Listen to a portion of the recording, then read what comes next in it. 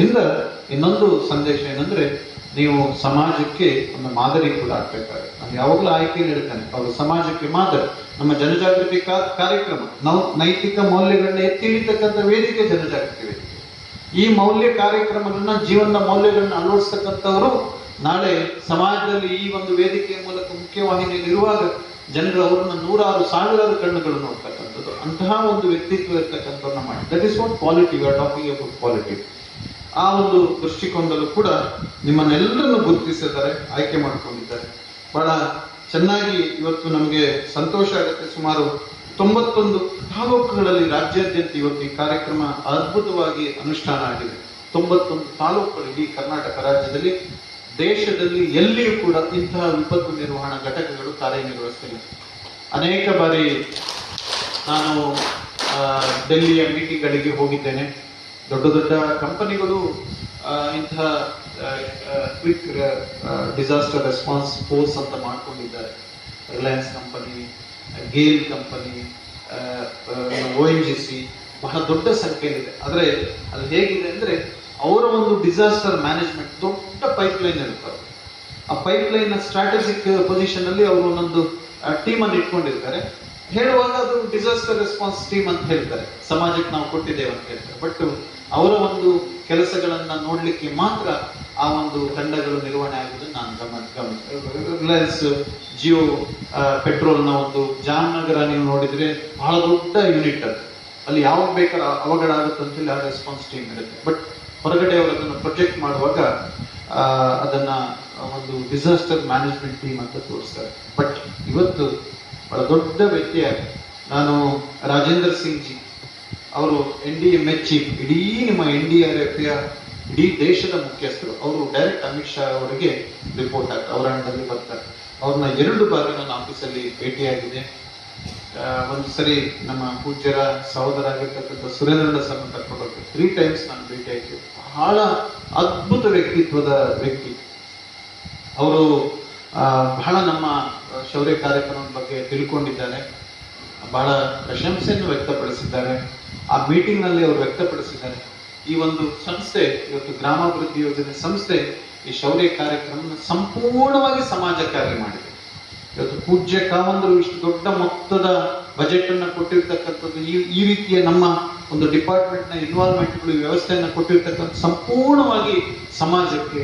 ಯಾಕಂದ್ರೆ ಅವರು ಅನೇಕ ಸಂಸ್ಥೆಗಳನ್ನು ನೋಡಿದ್ದಾರೆ, ಅನೇಕ ಸಂಸ್ಥೆಗಳನ್ನ ಅವ್ರು ನೋಡಿ ಆ ಸಂಸ್ಥೆಯ ಡಿಸಾಸ್ಟರ್ ಟೀಮ್ ಒಂದು ಕಡೆ ಹೆಸರಿಗಿರುತ್ತೆ, ಬಟ್ ಅದು ಹೇಗೆ ಬಳಕೆ ಆಗುತ್ತೆ ಅನ್ನೋದನ್ನ ಅವ್ರು ನೋಡಿದ್ದಾರೆ, ಅವರ ಗಮನದಲ್ಲಿ. ಆದರೆ ಇವತ್ತಿನವರೆಗೆ ಇವತ್ತು ಧರ್ಮಸ್ಥಳದ ಒಂದು ಸಂಸ್ಥೆ ಇಲ್ಲಿ ಕೆಲಸ ಮಾಡಿ, ಸಂಸ್ಥೆ ಕೆಲಸ ಅಥವಾ ಯಾವುದೋ ಇಲ್ಲಿಯ ಅವಘಡಕ್ಕಾಗಿ ಬಳಸ್ಕೊಳ್ತಕ್ಕಂಥ ಒಂದು ವ್ಯವಸ್ಥೆಗೆ ದುರುಪಯೋಗ ಮಾಡಿಕೊಂಡಿಲ್ಲ.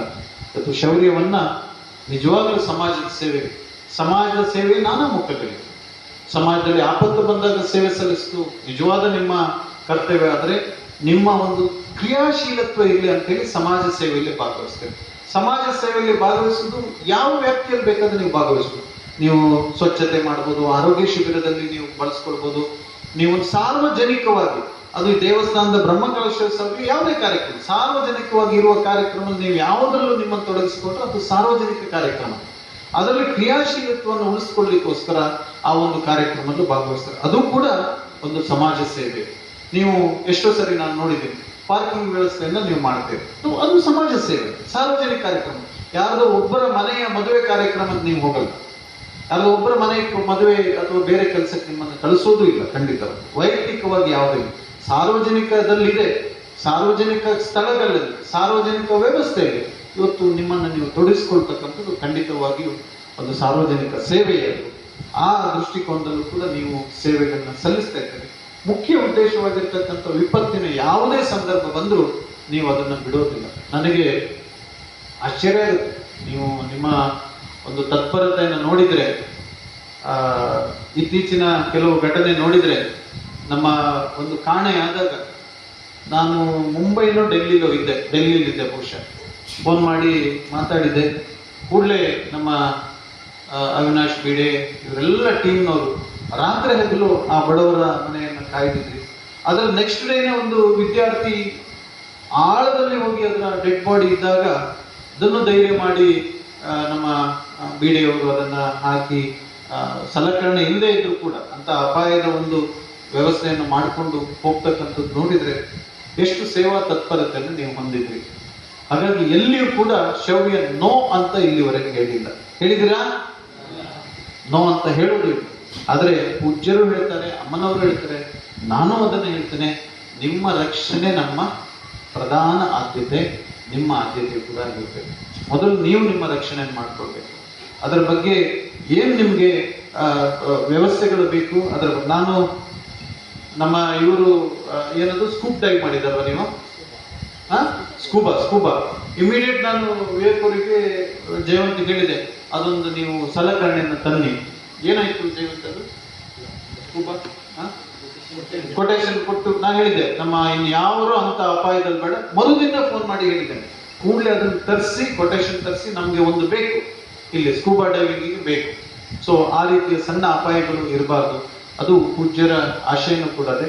ಹಾಗಾಗಿ ನಿಮ್ಗೆ ಯಾವ ರೀತಿಯ ಒಂದು ವ್ಯವಸ್ಥೆಗಳು ಬೇಕು ಅದಕ್ಕೆ ಸದಾ ನಮ್ಮ ಮ್ಯಾನೇಜ್ಮೆಂಟ್ ಯೋಜನೆ ನಿಮಗೆ ಸದಾ ಸಹಕಾರ ನೀಡಲಿಕ್ಕೆ ಸಾಧ್ಯ ಆಗುತ್ತೆ. ಸುಮಾರು 91 ತಾಲೂಕುಗಳಲ್ಲಿ 730 ಘಟಕಗಳಿದೆ. ಪ್ರಸ್ತುತ 7,704 ಸೇವಾಕರ್ತರು ಇವತ್ತು ಶೌರ್ಯ ಸೇವಾಕರ್ತರು ಸೇವೆ ಸಲ್ಲಿಸ್ತಾ ಇದ್ದಾರೆ. 1,316 ಸ್ವಯಂ ಸೇವಕ ತರಬೇತಿಗಳಾಗಿದೆ. ಒಟ್ಟು 2,55,000ಕ್ಕೂ ಹೆಚ್ಚು ರಾಜ್ಯಾದ್ಯಂತ ವಿಪತ್ತು ನಿರ್ವಹಣಾ ಸೇವೆಗಳಾಗಿದೆ. 2,55,000ಕ್ಕೂ ಹೆಚ್ಚು ಸೇವೆ ಆಗಿರ್ತಕ್ಕಂಥದ್ದು ನಿಜಕ್ಕೂ ಇದು ಸಣ್ಣ ಸಂಖ್ಯೆ ಅಲ್ಲ. ದೇಶದಲ್ಲೇ ಒಂದು ಅದ್ವಿತೀಯವಾದ ಒಂದು ಸೇವೆಯನ್ನ ನಮ್ಮ ಶೌರ್ಯ ವಿಪತ್ತು ಸೇವಾ ತಂಡ ಮಾಡಿದ್ದಾರೆ ಅಂತ ಬಹಳ ಹೆಮ್ಮೆಯಿಂದ ಹೇಳ್ತೇವೆ. 2,06,000 ಸಾಮಾಜಿಕ ಸೇವೆಗಳನ್ನು ಮಾಡಿ 2,00,000ಕ್ಕೂ ಮಿಕ್ಕಿ ಹೆಚ್ಚು ಸಾಮಾಜಿಕ ಸೇವೆಯನ್ನು ಮಾಡಿದ ಕೀರ್ತಿ ಕೂಡ ನಮ್ಮ ಶೌರ್ಯ ವಿಪತ್ತು ಘಟಕಕ್ಕಿದೆ. ಇವತ್ತು ಇಲ್ಲಿಯವರೆಗೆ ಒಟ್ಟು ನಡೆಸಿರ್ತಕ್ಕಂಥ ಸೇವೆ ಸುಮಾರು 4,61,000 ಇಡೀ ರಾಜ್ಯಾದ್ಯಂತ.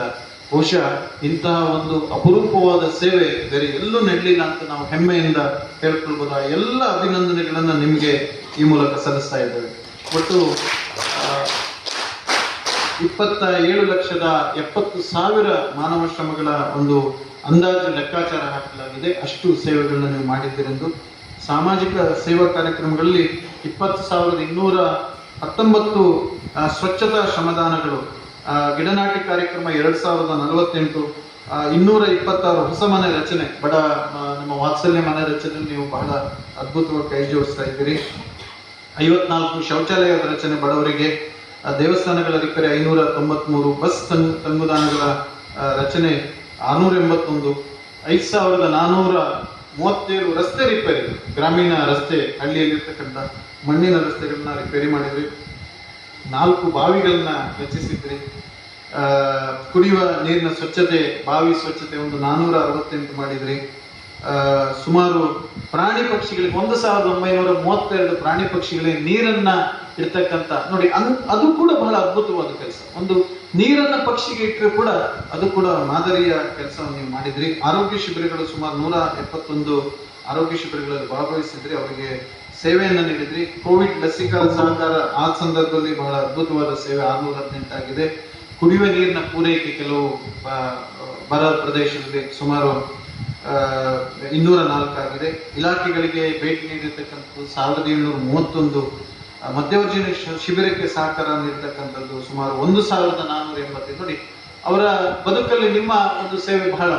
ಇವತ್ತು 1,35,000 ಜನ ಇವತ್ತು ವ್ಯಸನಿಗಳು ಮದ್ಯಮುಕ್ತರಾಗಿ ಇವತ್ತು ಸುಂದರ ಬದುಕನ್ನ ಸಾಗಿಸ್ತಿದ್ದಾರೆ. ಅಂತ ಸಮಾಜ ಸೇವೆಯಲ್ಲೂ ಕೂಡ ನೀವು ಭಾಗವಹಿಸಿದ್ರಿ. ಕಾಲು ಸಣ್ಣ ಸೇತುವೆಗಳ ನಿರ್ಮಾಣ 56, ಆಹಾರದ ಕಿಟ್ ಅನ್ನು ಒದಗಿಸಿರ್ತಕ್ಕಂಥದ್ದು 268. ನಮ್ಮ ದಕ್ಷಿಣ ಕನ್ನಡ ಜಿಲ್ಲಾ ಶೌರ್ಯ ಸಮಿತಿಯಲ್ಲಿ ಸುಮಾರು ಒಟ್ಟು 80 ಘಟಕಗಳಿದೆ. ಸುಮಾರು 1,161 ನಮ್ಮ ಶೌರ್ಯ ಸೇವಾಕರ್ತರು ಇವತ್ತು ನಮ್ಮ ದಕ್ಷಿಣ ಕನ್ನಡ ಜಿಲ್ಲೆಯಲ್ಲಿ ಕಾರ್ಯನಿರ್ವಹಿಸ್ತಾ ಇದ್ದಾರೆ. ಇವತ್ತು ನಮ್ಮ ಬೆಳ್ತಂಗಡಿಯಲ್ಲಿ ಬಹಳ 339 ಸೇವೆಗಳನ್ನ ಬೆಳ್ತಂಗಡಿ ತಾಲೂಕಿನಲ್ಲಿ ನಮ್ಮ ಗುರುವೆಂಕೆರೆ ಮತ್ತು ಬೆಳ್ತಂಗಡಿ 2 ಯೋಜನಾ ಕಚೇರಿಯ ವ್ಯಾಪ್ತಿಯಲ್ಲಿ ಸುಮಾರು 339 ಸೇವೆಗಳನ್ನ ಮಾಡಿ ಇವತ್ತು ಪ್ರಥಮ ಸ್ಥಾನದಲ್ಲಿದ್ದರೆ ನಿಮ್ಗೆಲ್ಲರಿಗೂ ವಿಶೇಷವಾದ ಅಭಿನಂದನೆ ಮೂಲಕ ಕೊಡ್ತೀನಿ. ಈ ಒಂದು ನಮ್ಮ ದಕ್ಷಿಣ ಕನ್ನಡ ಜಿಲ್ಲೆ 2025-26ನೇ ಸಾಲಿನಲ್ಲಿ ಜಿಲ್ಲೆಯಲ್ಲೇ ಸಾಧನೆ ತೋರಿದ ಅತ್ಯುತ್ತಮ ಘಟಕಗಳ ಪೈಕಿ ಪ್ರಥಮ ಸ್ಥಾನದಲ್ಲಿ ಬೆಳ್ತಂಗಡಿಯ ಶಿಶಿಲಾ ಆಶ್ರಮಕ್ಕಿ ಇದ್ದಾರೆ. ಅವರಿಗೆ ನಾನು ವಿಶೇಷವಾದ ಅಭಿನಂದನೆ. ನಿಂತ್ಕೊಳ್ಳಿ. ಶಿಶಿಲಾ ಆಶ್ರಮಕ್ಕಿ ವಿಶೇಷವಾದ ಅಭಿನಂದನೆ. ಇನ್ನೊಮ್ಮೆ ಜೋರಾದ ಚಪ್ಪಳೆಯೊಂದಿಗೆ ಇವರಿಗೆ ಪ್ರಥಮ ಸ್ಥಾನದಲ್ಲಿ. ಎರಡನೇ ಸ್ಥಾನದಲ್ಲಿ ನಮ್ಮ ಬಂಟ್ವಾಳ ಕಾಡುಬೆಟ್ಟು ನಿಂತ್ಕೊಳ್ಳಿ. ಎರಡನೇ ಸ್ಥಾನದಲ್ಲಿ ಅವರಿಗೆ ವಿಶೇಷವಾದ ಅಭಿನಂದನೆ. ಮೂರನೇ ಸ್ಥಾನದಲ್ಲಿ ಪುತ್ತೂರು ಬಲ್ನಾಡ್, ವಿಶೇಷವಾದ ಅಭಿನಂದನೆಗಳು. ದೊಡ್ಡ ಚಪ್ಪಾಳೆ ಅವರಿಗೆ ಕೊಡಿ. ನಾಲ್ಕನೇ ಸ್ಥಾನದಲ್ಲಿ ವಿಟ್ಲ ಕೇಪು, ಅಭಿನಂದನೆಗಳು ನಿಮಗೆ. ಐದನೇ ಸ್ಥಾನದಲ್ಲಿ ವಿಟ್ಲ ಪೆರ್ನೆ, ವಿಶೇಷವಾದ ಅಭಿನಂದನೆಗಳು ನಿಮಗೆ. ಆರನೇ ಸ್ಥಾನದಲ್ಲಿ ಕಡಬ ನೆಲ್ಯಾಡಿ, ವಿಶೇಷವಾದ ಅಭಿನಂದನೆಗಳು ನಿಮಗೆ. ಏಳನೇ ಸ್ಥಾನದಲ್ಲಿ ಕಡಬ ಘಟಕ, ವಿಶೇಷವಾದ ಅಭಿನಂದನೆಗಳು ನಿಮಗೆ. ಎಂಟನೇ ಸ್ಥಾನದಲ್ಲಿ ಬೆಳ್ತಂಗಡಿ ನಡ ಕನ್ಯಾಡಿ. ಇನ್ನೊಬ್ಬರು ಬರಲಿಲ್ವಾ? ಓಕೆ, ವಿಶೇಷವಾದ ಅಭಿನಂದನೆಗಳು ನಿಮಗೆ. ಒಂಬತ್ತನೇ ಸ್ಥಾನದಲ್ಲಿ ಮಂಜೇಶ್ವರ ಸುಂಕದ ಕಟ್ಟೆ. ಮಂಜೇಶ್ವರ ಸುಂಕದ ಕಟ್ಟೆ ಬರ್ಲಿಲ್ವಾ? ಮಂಜೇಶ್ವರ ಆ್ಯಡ್ ಮಾಡಿ. ಓಕೆ, ಕಾಸರಗೋಡು ಜಿಲ್ಲೆ ಅಂತನಾ? ಓಕೆ. 10ನೇ ಸ್ಥಾನದಲ್ಲಿ ವಿಟ್ಲ ಅಳಿಕೆ, ವಿಶೇಷ ಅಭಿನಂದನೆಗಳು. ಅದ್ಭುತವಾದ ಸೇವೆಯನ್ನ ನೀವು ಸಲ್ಲಿಸಿದ್ರೆ ನಿಮ್ಗೆಲ್ರಿಗೂ ವಿಶೇಷವಾದ ಅಭಿನಂದನೆಗಳನ್ನ ಇನ್ನೊಮ್ಮೆ ಸಲ್ಲಿಸ್ತಾ, ಮಿತ್ರರೇ, ಎಲ್ಲ ಸಂದರ್ಭದಲ್ಲಿ ನಾನು ಕೆಲವು ಗ್ರೂಪಲ್ಲಿ ನಾನು ಮೆಸೇಜನ್ನು ನೋಡ್ತಾ ಇದ್ದೇನೆ.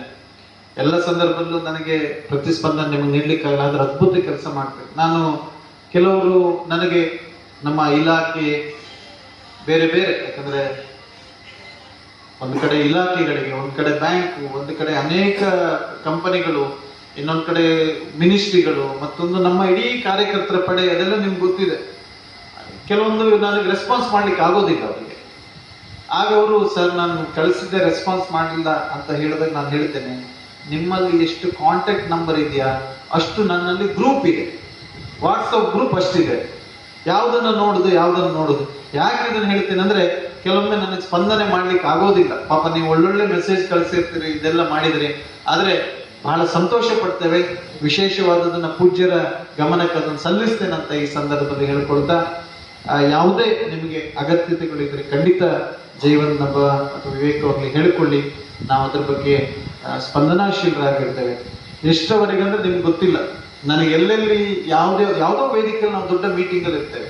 ಡೆಲ್ಲಿಯಲ್ಲೋ, ಹೈದರಾಬಾದಲ್ಲೋ, ಮೊನ್ನೆ ಕೋಲ್ಕತ್ತಾದಲ್ಲಿ ನಿನ್ನೆ ನಾನು ಬಂದೆ ಒಂದು ಮೀಟಿಂಗ್ ಅಲ್ಲಿ ಇರುವಾಗ, ಅಲ್ಲಿಯ ಫ್ಲಡ್ ಅಲ್ಲಿ ನಾನಿದ್ದೆ. ನಾನು ಅದನ್ನೇ ಶಾಂತಿಲಾಲ್ ಅವರಲ್ಲಿ ಹೇಳ್ತಾ ಇದ್ದೆ, ಫ್ಲಡ್ ಅಲ್ಲಿ ನಾನು ಸಿಕ್ಕಾಕೊಂಡಿದ್ದೆ. ಅಲ್ಲಿ ಎಷ್ಟು ಜನ ಕಷ್ಟಪಡ್ತಿದ್ರು ನಾನು ನೋಡಿದ್ದೆ. ಬಟ್ ನಮಗೆ ಏರ್ಪೋರ್ಟಿಗೆ ಬೇರೆ ಸ್ಪೆಷಲ್ ಅರೇಂಜ್ಮೆಂಟ್ ಮಾಡಿದ್ರು, ನಾವು ಬಂದು ಮತ್ತೆ ಅದಾಯಿತು. ಬಟ್ ಆ ಸಂದರ್ಭದಲ್ಲಿ ನಾನು NDMA ಚೀಫ್ ಹೇಳಿದೆ, ಇಡೀ ದೇಶಕ್ಕೆ ಚೀಫ್ ರಾಜೇಂದ್ರ ಸಿಂಗ್ ಜಿ ಅವ್ರನ್ನು ಮಾತಾಡುವಾಗ, ಯಾವ ರೀತಿಯಲ್ಲಿ ನಮ್ಮ ಶೌರ್ಯವನ್ನು ಟ್ಯಾಗ್ ಮಾಡ್ಬೋದು, ಎಷ್ಟರ ರೀತಿಯಲ್ಲಿ ನಾನು ಟ್ಯಾಗ್ ಮಾಡ್ಬೋದು ಅಂದ್ರೆ, ಎಲ್ಲೆಲ್ಲಿ ಅವಕಾಶ ಇರುತ್ತೆ ಅದಕ್ಕೆ ನಾನು ಹುಡುಕ್ತಾ ಇದ್ದೇನೆ ಹೇಗೆ ಮಾಡ್ಬೋದು. ನಾವು ಒಂದ್ಸರಿ ಯೋಚನೆ ಮಾಡಿದ್ವಿ, ಸ್ವಾಮಿಯಲ್ಲಿ ಒಂದು ಪ್ರಾರ್ಥನೆ ಮಾಡೋಣ. ಯಾಕಂದ್ರೆ ಎಷ್ಟು ಸರಿ ನಾವು ಪ್ರಯತ್ನ ಮಾಡಿ ಡೇಟ್ ಫಿಕ್ಸ್ ಮಾಡಿ ಎಲ್ಲ ಮಾಡಿರ್ತೇವೆ, ಕಾರ್ಯಾಗಾರ ಮಾಡ್ಬೇಕಂತ ಆಗುದಿಲ್ಲ. ನಮ್ಮ ಈ ಬೇರೆ ಎಲ್ಲ ಕಾರ್ಯಕ್ರಮಗಳಿಗೆ ಫೈನಾನ್ಸ್ ಮಿನಿಸ್ಟರ್ ಕರೆಸಿದ್ದೇವೆ, ರಾಷ್ಟ್ರಪತಿ ಉಪರಾಷ್ಟ್ರಪತಿ ಕರೆಸಿದ್ದೇವೆ, ಎಲ್ಲ ಆಗ್ತದೆ. ಇದು ಬಹುಶಃ ಅದು ಅಷ್ಟು ಒಳ್ಳೆಯ ಕಾರ್ಯಕ್ರಮ ಏನಂತ ನನಗೆ ಅರ್ಥ ಆಗ್ತಿಲ್ಲ. ಅದಕ್ಕೆ ಸ್ವಾಮಿಯಲ್ಲಿ ಎಲ್ಲರೂ ಸೇರಿ ಪ್ರಾರ್ಥನೆ ಮಾಡುವ, ಈ ಸರಿ ಒಂದು ಶೌರ್ಯದ ಏನಾದರೂ ಒಂದು ಸಮಾವೇಶ, ಏನಾದರೂ ಒಂದು ಒಳ್ಳೆಯ ಕಾರ್ಯಕ್ರಮ ಧರ್ಮಸ್ಥಳದಲ್ಲಿ ಆಗ್ಬೇಕು ಅಂತ ಹೇಳಿ ಸ್ವಾಮಿಯಲ್ಲಿ ಪ್ರಾರ್ಥನೆ ಮಾಡೋಣ ಅಂತ ಈ ಸಂದರ್ಭದಲ್ಲಿ ಹೇಳ್ಕೊಡ್ತಾ, ಇನ್ನೂ ತುಂಬಾ ಚೆನ್ನಾಗಿ ಸೇವೆಗಳನ್ನ ಮಾಡಿ ಸಮಾಜಕ್ಕೆ ಪ್ರೇರಣೆ ಹಾಕಿ, ವಿಶೇಷವಾಗಿ ನನ್ನ ಒಂದು ಕೋರಿಕೆ ನಿಮ್ಮಲ್ಲಿ ಏನಂದ್ರೆ, ನಿಮ್ಮ ವೈಯಕ್ತಿಕ ಜೀವನದಲ್ಲಿ ನೀವು ಪ್ರಗತಿಯನ್ನ ಕಾಣಿ. ಯಾಕಂದ್ರೆ ಇದೊಂದು ಕನ್ಸರ್ನ್ ನನಗೆಲ್ಲೂ ಇದೆ, ಎಲ್ಲ ಕಡೆ ಹೇಳ್ತೇನೆ. ಇದು ಒಂದು ಅಪವಾದ ಸಮಾಜ ಸೇವಕರಿಗೆ, ಏನಂದ್ರೆ ಅವ್ರ ಮನೆ ಕಡೆ ಅಥವಾ ಅವರ ಒಂದು ಕುಟುಂಬ, ಅವರ ವೈಯಕ್ತಿಕ ಅಭಿವೃದ್ಧಿ ಬಗ್ಗೆ ನೋಡೋದಿಲ್ಲ. ಅವರ ಕಿಸೆಯಲ್ಲಿ ಇದ್ದದ್ದೇ ಸ್ವಲ್ಪ ಇದ್ರೆ ಅದನ್ನು ತೆಗೆದುಕೊಡ್ತಕ್ಕಂಥ ಮನೋಭಾವನೆ. ನಿಮ್ಮ ಮನಸ್ಸು ದೊಡ್ಡದಿಟ್ಕೊಳ್ಳಿ, ಆದರೆ ನೀವು ಸಮಾಜದ ಸೇವೆ ಮಾಡುವಾಗ ಆ ಸಮಾಜದಲ್ಲಿ ನಿಮ್ಮ ಕುಟುಂಬವು ಬಹಳ ಪ್ರಮುಖವಾಗಿದ್ದು ಅದು ಒಳಗೊಂಡಿದೆ. ನಮ್ಮ ವಿಪತ್ತು ನಿರ್ವಹಣೆಯಲ್ಲಿ ಹೇಳುತ್ತೆ, ನಾವು ಸುರಕ್ಷಿತವಾಗಿದ್ದರೆ ಮಾತ್ರ ಬೇರೆಯವರಿಗೆ ಸೇವೆ ಮಾಡ್ಬೇಕು. ಹೌದಾ? ಒಪ್ಕೊಳ್ತೀರಾ? ಅದೇ ರೀತಿ ನಾವು ಆರ್ಥಿಕವಾಗಿ ಸುರಕ್ಷಿತವಾಗಿ ಇದ್ರೆ ಮಾತ್ರ ಬೇರೆಯವರಿಗೆ ನಾವು ಬೇರೆ ಸಹಾಯ ಹಸ್ತಗಳನ್ನು ಮಾಡಬೇಕು. ಹಾಗಾಗಿ ಕಾನ್ಸ್ಟೆಂಟ್ ಆಗಿ ನೀವು ಬಹಳ ಸುಸ್ಥಿರವಾಗಿ ನಿಮ್ಮ ಒಂದು ಬದುಕನ್ನು ಕಟ್ಟಿಕೊಳ್ಳೋದ್ರಲ್ಲಿ ಯಾವುದೇ ಕಾಂಪ್ರಮೈಸ್ ಮಾಡ್ಕೊಳ್ಬೇಡಿ. ಅದರ ಬಗ್ಗೆ ನೀವು ಸದಾ ಅದರ ಫೋಕಸ್ ಇರ್ಬೇಕು. ನೀವು ಅದಕ್ಕೆ ವ್ಯವಹಾರ, ನಾನು ಎಲ್ಲ ಕೆಲವರು ನೀವು ವ್ಯವಹಾರ ಮಾಡ್ತಾ ಇದ್ರಿ, ಕೆಲವರು ನಿಮ್ಮ ಚಟುವಟಿಕೆ